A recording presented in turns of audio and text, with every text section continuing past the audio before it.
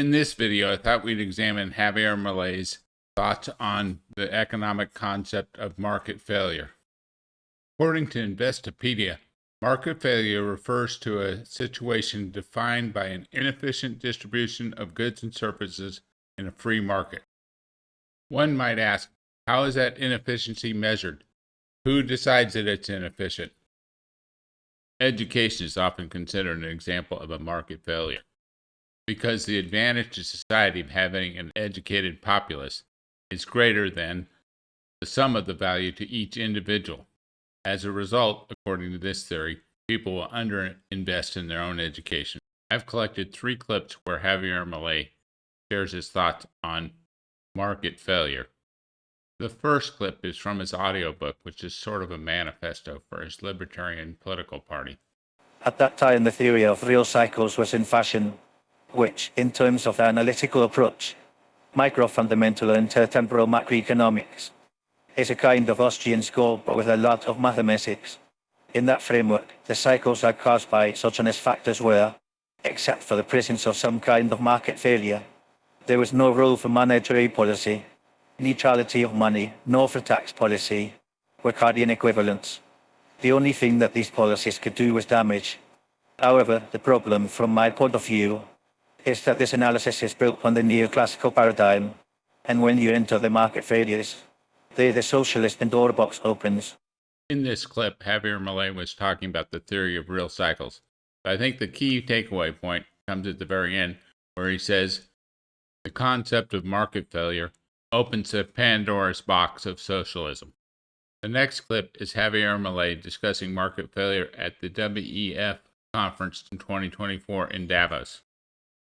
The market is a mechanism of social cooperation where property rights are voluntarily exchanged. Thus, considering this definition, discussing market failure is a contradiction in terms. There is no market failure. If transactions are voluntary, the only situation in which there can be a market failure is if there is coercion present. And the only one with the ability to coerce in a generalized manner is the state that possesses the monopoly of violence. Consequently, if someone considers that there is a market failure, I would recommend that they check if there is state intervention in the middle. If no state intervention found, suggest reanalyzing, as it is definitely wrong. Market failures do not exist. An example of the alleged market failures described by neoclassicals are concentrated structures in the economy.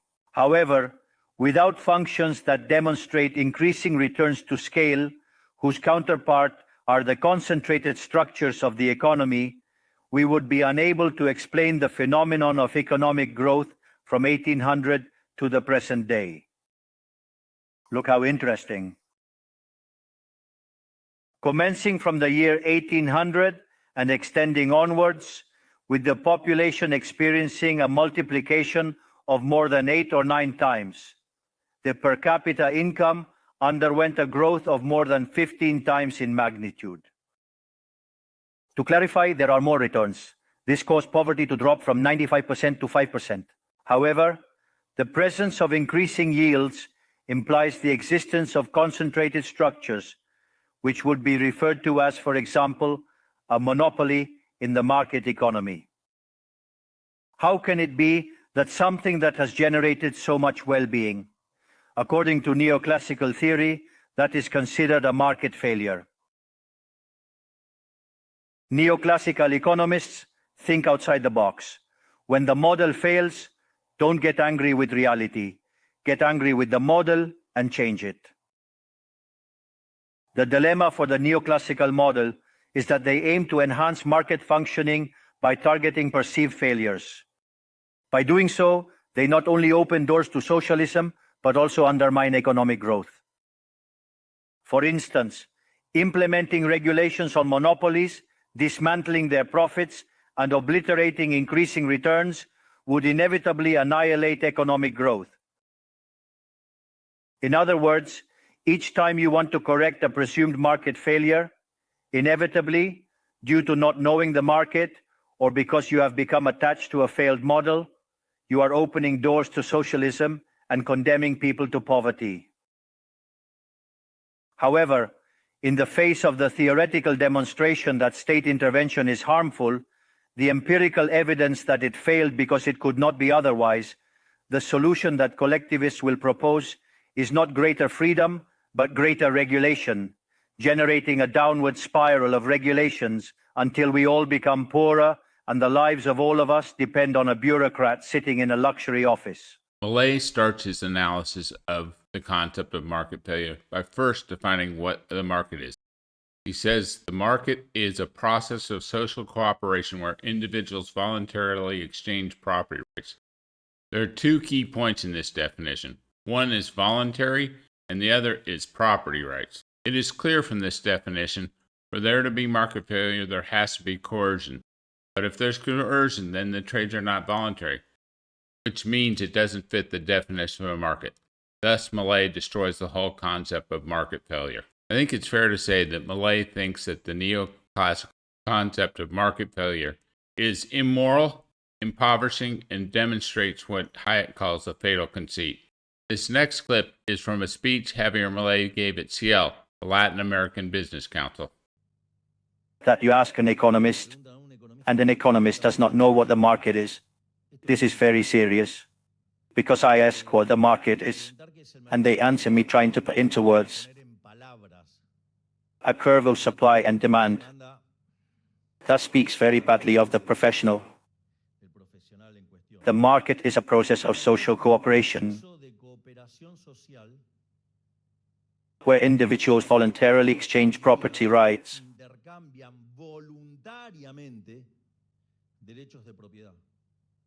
That is the market. In fact, if you understood it like that, there is a whole part of the literature that would already be eradicated. Why? Because there cannot be market failures. Because for there to be a market failure, there has to be coercion. But if there is coercion, then trades are not voluntary, which violates the definition of a market. Milei is disgusted that most people in the economic profession cannot define what a market is. And for there to be a market, the transactions have to be voluntary. As long as the transactions are voluntary, there's no way for there to be a market failure. It is the introduction of government measures that add coercion that cause a market failure. The whole concept of a market failure is nonsense on stilts. Now that we understand Milei's position on market failure, I think it's always interesting to look at the history of where the term came from. According to my research, the term market failure was first coined by the British economist Arthur Pigou in a book called The Economics of Welfare in 1920.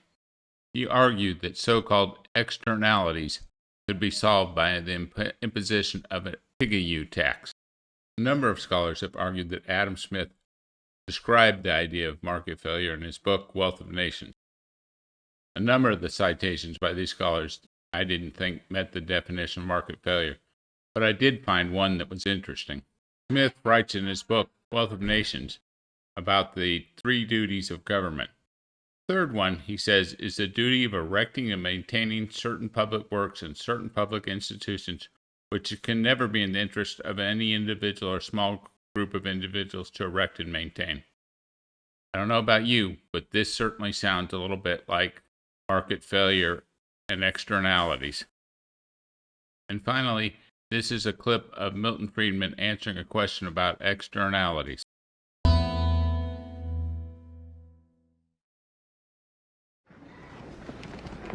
Professor Friedman, there are certain social goods that cannot be supplied by the private marketplace. Such as what? Well, let's say there are goods that either the marginal benefits cannot be separated, or that they're so lumpy that Such as what? I want roads, for examples. instance. Roads? Roads. You can have private toll roads. You've had them for years.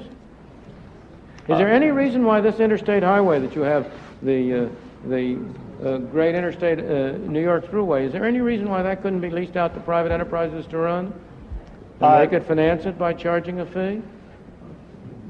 Okay, my question concerns social goods. Yeah. Do you accept the fact that there are certain goods that the private economy cannot supply? I accept that there are goods which the private economy is not likely to supply. I accept that there are goods in which it is difficult, through a private economic system, to charge everybody who gets the benefits from it. Okay, In those cases, however, it is also true that it's not easy for the government to supply it.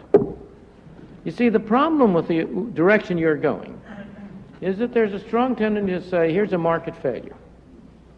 I have no way in which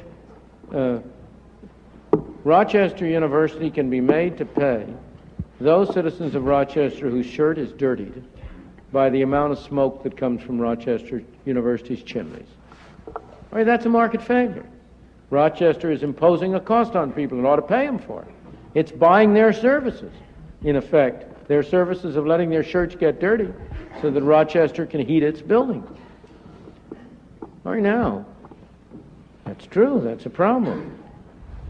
But in those same cases, it's also difficult to have government do anything about it. And if you're going to consider cases of market failure like that, you have to put into the balance the fact that when government seeks to achieve an answer to it, you're likely to have a government failure. I agree. Yeah. Okay, I was leading up to this question. Okay, considering that there are externalities, like as you said, pollution, Right.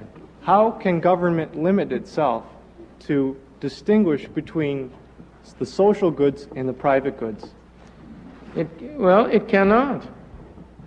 And there is no easy way to limit it. There are hard questions. There isn't an easy answer for every question.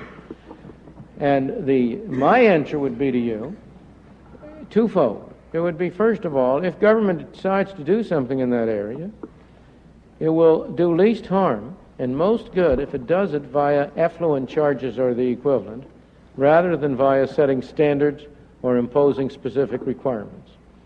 Second, government ought not to step in and try to do anything unless there is a very, very strong case that the net disadvantages, the net third-party effects are of significant magnitude, because the costs of doing it are significant. Government is going to do it imperfectly, and you're comparing one imperfection with another. And I think we've had a great deal of experience by now which suggests that you're about as likely to make matters worse as you are better.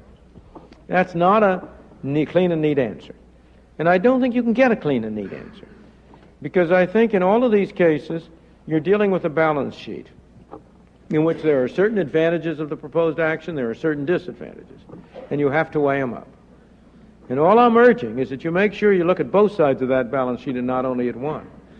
That you don't take the naive view, which so often is taken, that lo and behold, there's an evidence of a market failure, boom, government should step in and do something about it, without taking into account the possibility of a government failure as well.